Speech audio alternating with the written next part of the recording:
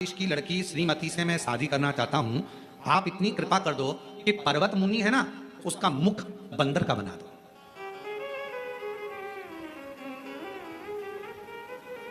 और श्रावण के महीने की ऑनलाइन चल रही शिव महापुराण की कथा में आज की कथा को बहुत सावधानी से लेना। देवर्षि नारद भगवान विष्णु जी के सामने खड़े हैं, चाहते तो ये कहते कि राजा अम्बरीश की बेटी मेरे गले में जयमाला पहनाए, कृपा कर दो और मेरी शादी राजा अम्बरीश की बेटी श्रीमती से करा दो। पर मान क्या रहे, मैं राजा अम्बरीश की बेटी से शादी करना चाहता हूँ श्रीमती से, सुंदर है। आप एक काम कर दो, पर्वत मुनि को बंदर कर दो। खड्डा दूसरे के लिए खोदोगे तो उसमें सबसे पहले कौन गिरेगा? जिसने खोदा है वही। आप दूसरे के लिए गलत मांगोगे तो आपका ही बुरा होना है। आप जितना दूसरे के लिए गलत सोचोगे, गलत विचार करोगे, गलत धारणा बनाओगे, गलत बात लेकर आओगे।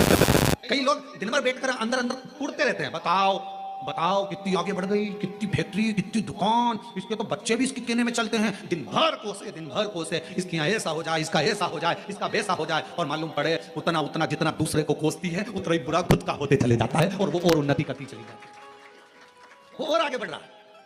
जिसके लिए तुम गलत सोच रहे हो, जिसके लिए तुम गलत विचार कर रहे हो, वो और आगे बढ़ते चले जा रहा है, और आगे चलते चली जा रही है, उसका और भला होते चले जा रहा है। तुम जितना जितना कोसोगे व्यक्ति उतना। अब यहाँ लिंग पुराण का ये चरित्र कर रहा है, देवर्षि नारद का राजा अम्बरीश का चरित्र कर रहा है। भगवान विष्णु के सामने खड़े थे, नारायण के सामने खड़े थे, चाहते तो दुनिया का सारा ठाट मांग सकते थे।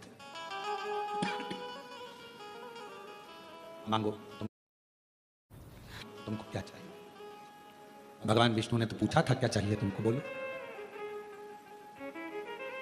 और यही कि ये चरित्र याद आता है, जरासंध, दुर्योधन और भीम, ये तीनों तप करने गए।